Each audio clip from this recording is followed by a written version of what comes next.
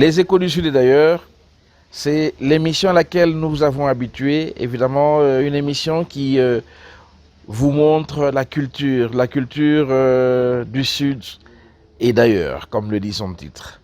Nous avons habitué à cette émission et aujourd'hui, chers amis téléspectateurs, nous allons parler de l'Afrique du Sud. L'Afrique du Sud aussi, dont le destin était lié à un homme qui malheureusement nous a déjà quittés, Olifrafla Nelson Mandela, ce garçon de Mvezo, ce petit villageois qui ensuite est devenu boxeur, qui après est devenu avocat, qui est devenu défenseur des droits de l'homme et qui a fait 27 ans de prison. Un certain 27 avril 1994, après qu'il soit sorti de prison, évidemment, après les 27 ans de prison qu'il a fait, eh bien, Nelson Mandela est élu président de l'Afrique du Sud. C'était un jour merveilleux et ce jour est commémoré chaque année depuis lors comme le jour du freedom, le jour de la liberté, le jour où l'Afrique du Sud a accédé à la souveraineté internationale. On ne parlait plus d'apartheid, on ne parlait plus de noirs, on ne parlait plus de métis, on ne parlait plus de jaunes, on parlait des Sud-Africains. Eh bien, les Échos du Sud, et d'ailleurs, aujourd'hui, on va donc vous parler de cela, du Freedom Day. Le Freedom Day, évidemment, c'est ce jour où on célèbre, on se souvient d'il y a 30 ans, lorsque on a voté le premier président noir de l'Afrique du Sud. N'est-ce pas, Jean-Luc Moukoko Bunker? Toi, tu es toujours devant ton écran pour suivre l'émission et nous t'en remercions profondément. Il y a aussi un autre, lui, c'est l'honorable Vital Ntsunzu Kanina, l'homme concret, l'homme des actions concrètes. Honorable, tu es toujours le nôtre, nous sommes toujours les tiens. Les Échos du Sud et d'ailleurs, évidemment, sur HK6 TV et sur tous les réseaux sociaux. Une coproduction HK6 TV Pole Position Agency. Chers amis des Échos du Sud et d'ailleurs, comme je le disais, le 27 avril, c'était donc le jour où tous les Sud-Africains avaient voté. Blanc, noir, jaune, toutes les couleurs, les métis, les Chinois, parce qu'il y a aussi des Asiatiques, Sud-Africains, eh bien tous avaient voté ce jour-là à l'unanimité Nelson Mandela, Olifrafla. C'était un jour merveilleux dont les Sud-Africains se souviennent encore. Après quelques jours, après donc le 27 avril 1994, eh bien le 10 mai 1994, eh bien, Nelson Mandela prêtait serment au Union Building à Pretoria, à la présidence de la République. C'est ce qu'on appelle le Union Building là-bas. Eh bien, il y avait 5000 invités ce jour-là, des VIP, vous pouvez vous imaginer, 47 chefs d'État, et pratiquement c'était la terre entière qui avait suivi cet événement. C'était grandiose, c'était un événement grandiose et planétaire. Nelson Mandela prêtera serment et c'était la grande fête. Et imaginez-vous, il y avait dans les rues de Pretoria, il y a un banquet de fête évidemment, il y avait du lard fumé, il y avait tous ces bons plats, du crocodile fumé, tout ce que vous pouvez imaginer. Et il y avait aussi l'ambiance. La population était là, mais c'était hautement sécurisé. Vous imaginez 47 chefs d'État présents, 5000 VIP, eh bien il faut assurer la sécurité. Mais il y avait aussi la musique. Et il y avait un autre aussi qui était là ce jour-là, qui nous a aussi malheureusement déjà quittés. Eh bien lui on l'appelait le Zoulou blanc, Johnny Clegg. Eh bien, il a fait une grande ambiance dans les jardins de Union Building, parce que pour le Union Building, vous verrez le Union Building, on ira là-bas, on va tourner une émission là-bas, on va vous présenter ce qu'est la présidence de la République en Afrique du Sud, la présidence de la République, le Union Building. Il y a un jardin, il y a des fleurs, il y a un parquet, il y a des touristes qui viennent, surtout de l'Asie, chaque année, chaque mois, chaque semaine, c'est toujours plein. Eh bien, ça c'est autre chose, on reviendra dessus. Là maintenant, nous sommes justement dans l'événement de la célébration, de la prestation de serment de Nelson Mandela. Eh bien, c'est grandiose, c'est merveilleux. Et il n'y a que les Échos du Sud et d'ailleurs pour vous montrer cela. Lui, il est un grand téléspectateur aussi des Échos du Sud, parce que vous êtes tous des grands téléspectateurs. Mais lui, particulièrement, je voudrais lui faire une mention spéciale. Lui, c'est Monsieur Paul Monga de Quito International. Parfois abattu, mais jamais battu. C'est comme ça qu'il paraphrase la vie. Paul Monga, Quito International. Eh bien, pour rentrer à notre sujet du jour, eh bien, la prestation de serment de Nelson Mandela, le Freedom Day, l'élection de Mandela le 27 avril 1994, eh bien, ce sont trois éléments qu'on peut unir en un seul.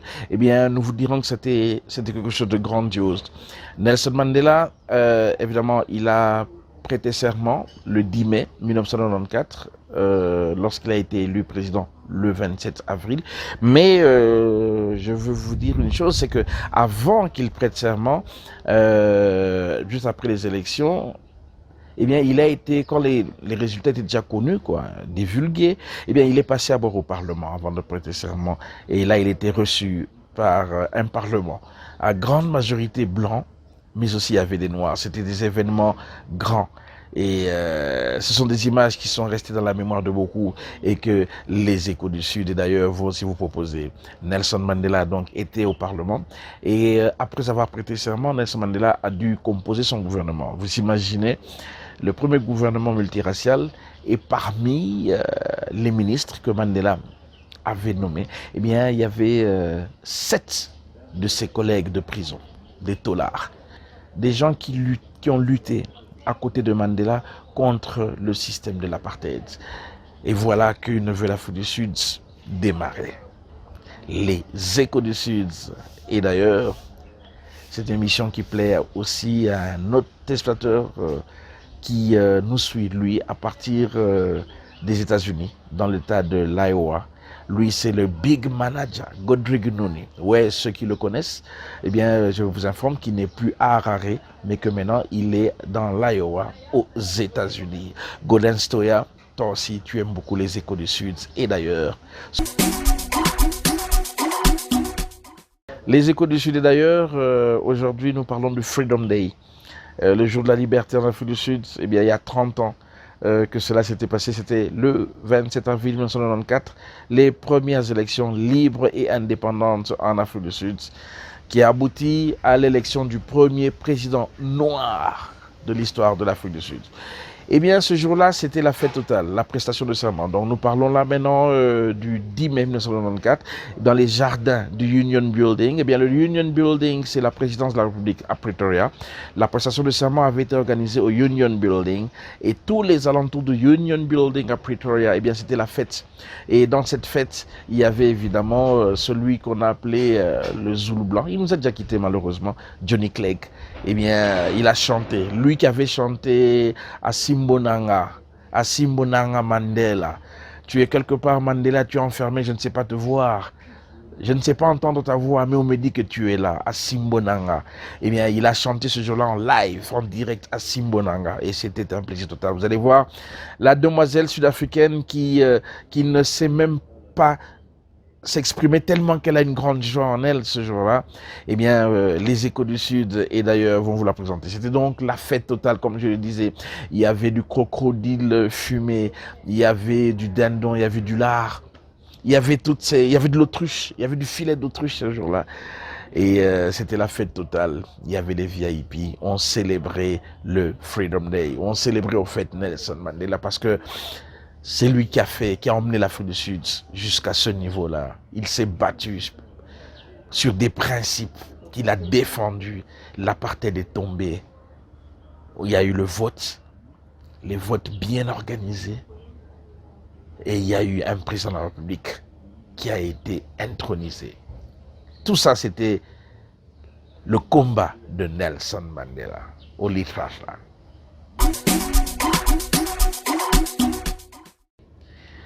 Les Échos du Sud et d'ailleurs, c'est une émission culturelle à laquelle nous avons habitué sur HK6 TV et sur tous les réseaux sociaux. Évidemment, une coproduction HK6 TV Pole Position Agency. Aujourd'hui, c'est le Freedom Day dont nous parlons. Il y a 30 ans de cela, l'Afrique du Sud accéder à la souveraineté internationale après des élections libres et indépendantes, des élections bien organisées. Eh bien, il y a un homme qui a été l'architecte de tout ça. Eh bien, lui, c'est Nelson Mandela, qui aujourd'hui, malheureusement, nous a déjà quittés. L'Afrique du Sud, évidemment, que beaucoup aiment. L'Afrique du Sud, beaucoup aiment aller. Cette Afrique du Sud que nous connaissons de fond en comble parce que nous y vivons depuis une vingtaine d'années, nos familles sont installées là-bas. Une Afrique du Sud qui a aussi évidemment des défis, comme tout pays au monde, mais des défis auxquels elle fait face. Le Freedom Day, célébré 30 ans après, l'Afrique du Sud est toujours là. Évidemment, comme je l'ai dit, avec des défis, mais des défis auxquels les Sud-Africains et les Sud-Africaines, tous ensemble, unis comme un seul homme, font face. Eh bien, c'est un exemple vraiment louable que beaucoup de pays au monde, surtout dans notre continent, l'Afrique, un exemple que nos pays, que nous, chacun et chacune devons suivre, puisque nous aspirons à un avenir meilleur.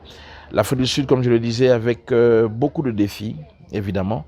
L'Afrique du Sud aujourd'hui qui a des problèmes d'électricité, des problèmes de courant, de délestage, il y a toujours des inégalités. Évidemment, les promesses avaient été faites. Mandela a fait ce qu'il pouvait, mais Mandela n'était pas Dieu. Mandela n'était qu'un homme, un être vivant, qui avait le souffle de vie que Dieu avait mis en lui. Et malheureusement, comme nous tous, eh bien Nelson Mandela a dû rendre ce souffle de vie. Un jour, il est rentré chez notre Père créateur de l'univers visible et invisible. Je disais donc que l'Afrique du Sud a toujours jusqu'à aujourd'hui des défis, des inégalités sociales. C'est comme par exemple dans la ville de Cape Town, une ville très touristique, très belle, là où les gens aiment aller de partout au monde. Hein. Les touristes viennent des États-Unis, de l'Asie, partout au monde. Mais la ville de Cape Town a ses réalités. Ces réalités que nous allons donc vous présenter dans cet élément. À vous maintenant de faire la part des choses et de se dire que oui, les défis, il y en a toujours dans la vie, mais il faut aller au-delà des défis. Il faut vaincre les défis. Les Échos du Sud, et d'ailleurs l'émission la plus culturelle de la RDC. Comme me le dit toujours lui, le PDG Kayembe Chentema, monde entier, Mokili Mobimba, comme on l'appelle, il est partout. Il est au sud, il est au nord, il est à l'est, il est à l'ouest. Eh bien, c'est un homme très culturel et c'est un ami des Échos du Sud. Et d'ailleurs.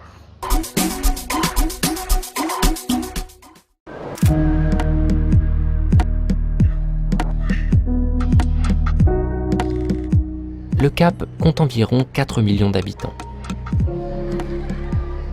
Dans le centre-ville, on peut observer le brassage de cette population cosmopolite. Il vit à proximité du centre-ville, dans une banlieue plutôt aisée. Et de l'autre côté, les gens comme Xolani. Pour rentrer, lui doit marcher jusqu'à une gare routière, prendre un premier minibus, rouler un moment, prendre un second minibus, marcher à nouveau, pour enfin arriver chez lui, loin du charme de la ville du Cap. The ceiling just fall down. Sur une carte, ça ressemble à ça. Chaque point de couleur bleue représente 100 personnes blanches. Les points de couleur rouge et verte représentent les personnes noires et métisses. Le centre-ville est par là. Celle de Xolani, mais pas seulement. Celle de son voisin aussi, celle de tout le quartier. Et en fait, les maisons de ce genre qu'on retrouve dans tout le pays. Car le grand problème de l'Afrique du Sud, ce sont ses logements. L'Afrique du Sud est un pays qui a deux particularités. Un, c'est le pays d'Afrique où vivent le plus de Blancs. Ils sont 8% pour une population noire de 80%. Et deux, cette population blanche a instauré un régime raciste pendant plus de 40 ans. L'apartheid. Pendant cette période, les Noirs ne peuvent pas prendre les mêmes bus que les Blancs. Ils ne peuvent pas posséder d'entreprise, ils ne peuvent pas voter. Surtout, ils n'ont pas le droit de vivre où ils le souhaitent. On les force à se regrouper ici, dans des zones rurales pauvres qui représentent à peine 7% du territoire. Les Bantoustans.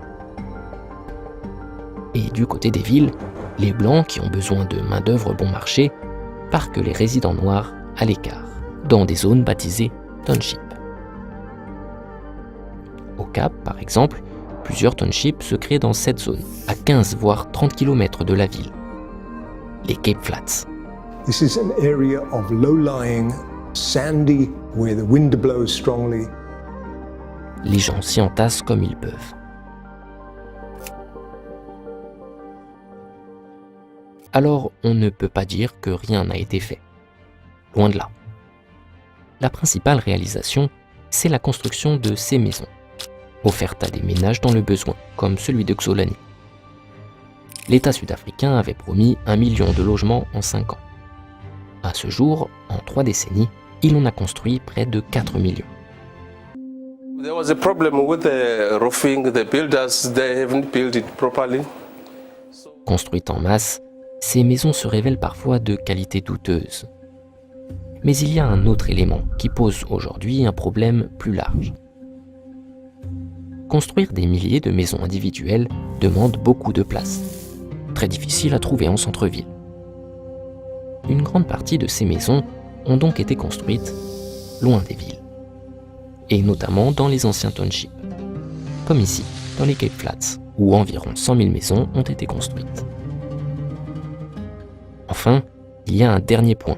Même si le chiffre des constructions paraît élevé, en fait, cela est très loin de suffire, parce qu'au fil du temps, les besoins ont augmenté, notamment en raison de l'afflux de populations venues des zones rurales pauvres, en particulier des anciens Bantoustans.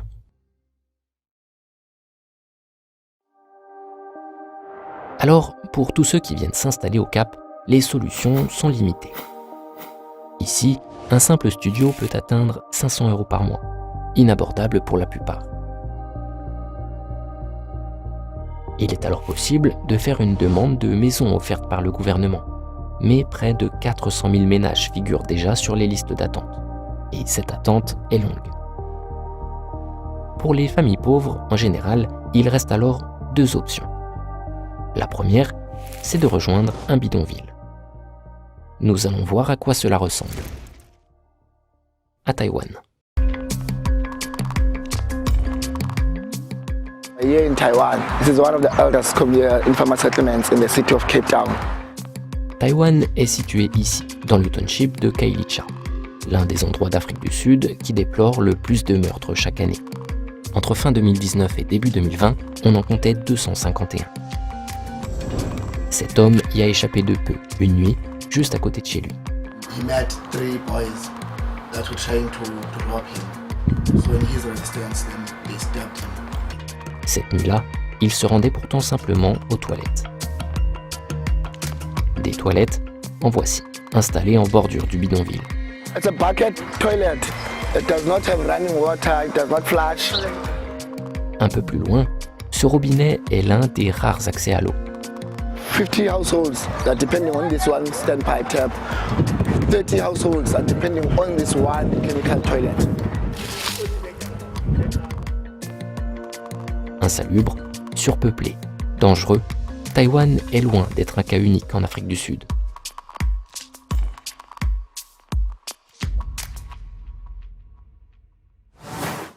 Alors, où aller pour échapper à de telles conditions de vie? Ces dernières décennies, une autre solution s'est énormément développée, les backyard houses. La construction d'abris dans le jardin des maisons offertes par le gouvernement. Les propriétaires de ces maisons, souvent eux aussi dans le besoin, laissent s'y installer d'autres ménages contre une petite somme d'argent. C'est d'ailleurs ce qu'a fait Xolani. These are the 1, 2, 3 shacks within my own space. The neighbor did the same thing. Les conditions sont ici plus que modestes, mais relativement meilleures. Les conditions mais plus relativement meilleures que les conditions, mais plus que modestes, mais relativement meilleures que dans The same thing. les que modestes, mais plus que modestes que dans The same thing. plus que modestes, mais plus que modestes que dans The same thing. Les conditions sont ici plus que modestes, mais relativement meilleures que dans the same thing. Les conditions sont ici plus que modestes, mais relativement meilleures que dans The same thing. Les conditions sont ici plus que modestes, mais relativement meilleures que dans The same thing. Les conditions sont ici plus que modestes, mais relativement meilleures que dans The same thing. Les conditions sont ici plus que modestes, mais relativement meilleures que dans The same thing. Les conditions sont ici plus que modestes, mais relativement meilleures que dans The same thing. Les conditions sont ici plus que modestes, mais relativement meilleures que dans The same thing. Les conditions sont ici plus que modestes, mais relativement meilleures que dans The same thing. Les conditions sont ici plus que modestes, mais relativement meilleures que dans The same thing. Les conditions sont ici plus que modestes, mais relativement meilleures que dans The same thing. Les conditions sont ici plus que modestes, mais relativement meilleures que dans The same thing. Les conditions sont ici plus que modestes, mais relativement meilleures que dans The same thing. Les conditions sont ici plus que modestes, mais relativement meilleures que dans The same thing. Les conditions sont ici plus que modestes, mais relativement meilleures que dans The same thing. Les conditions sont ici plus que modestes, mais relativement meilleures que dans The same thing. Les conditions sont ici plus que modestes, mais relativement meilleures que dans The same thing. Les conditions sont ici plus que modestes, mais relativement meilleures que dans The same thing. Les conditions sont ici plus que modestes, mais relativement meilleures que dans The same thing. Les conditions sont ici plus que modestes, mais relativement meilleures que dans The same thing. Les conditions sont ici plus que modestes, mais relativement meilleures que dans The same thing.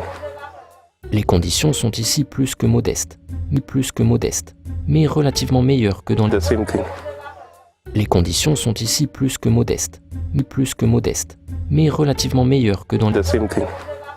Les conditions sont ici plus que modestes, mais relativement meilleures que dans The same thing.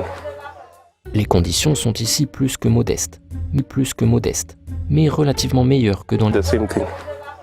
Les conditions sont ici plus que modestes, mais relativement meilleures que dans The same thing. Les conditions sont ici plus que modestes, mais relativement meilleures que dans The same thing.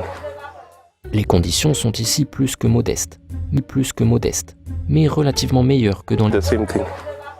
Les conditions sont ici plus que modestes, mais relativement meilleures que dans The same thing. Les conditions sont ici plus que modestes. Chers amis des Échos du Sud et d'ailleurs, eh bien aujourd'hui nous avons essayé d'emmener encore un plus dans votre connaissance culturelle. Nous avons voulu vous parler de ce grand événement dont l'Afrique du Sud a été témoin et dont aussi nous avons été témoins. Nous voulons vous parler de cet événement que l'Afrique du Sud entière a vécu, le monde entier. Quitter l'apartheid, quitter la ségrégation raciale et être maintenant un pays indépendant, un pays qui est reconnu par le monde entier au suffrage universel, eh bien, c'était un exercice dur, c'était un défi, mais les Sud-Africains et les Sud-Africaines ont réussi à gagner ce défi. Les Échos du Sud et d'ailleurs, eh bien, nous serons toujours là, en ce qui nous concerne, pour vous emmener toujours des nouvelles culturelles de partout au monde où nous irons, parce que partout là, il y aura des frères congolais et congolaises qui vivent, des frères congolais, des sœurs congolaises qui vivent, eh bien, il y aura toujours quelque chose à vous faire découvrir, à vous montrer comment est-ce qu'ils arrivent à nouer les deux bouts du mois et comment ils arrivent à ne pas perdre leur culture. Parce que la culture, c'est ce qu'on a de plus important, nous. Les Échos du Sud et d'ailleurs, au numéro prochain. Bye bye. Les Échos du Sud et d'ailleurs. Les Échos du Sud et d'ailleurs, c'est votre émission culturelle qui vous fait découvrir la vie ailleurs, les autres cultures, la vie sous d'autres cieux. Nous serons partout, chers amis téléspectateurs. Demandez-nous ce que vous voulez voir d'ailleurs et nous allons en faire un devoir. Les Échos du Sud et d'ailleurs, une coproduction Pole Position Agency HK6 pour votre bonheur, pour votre détente.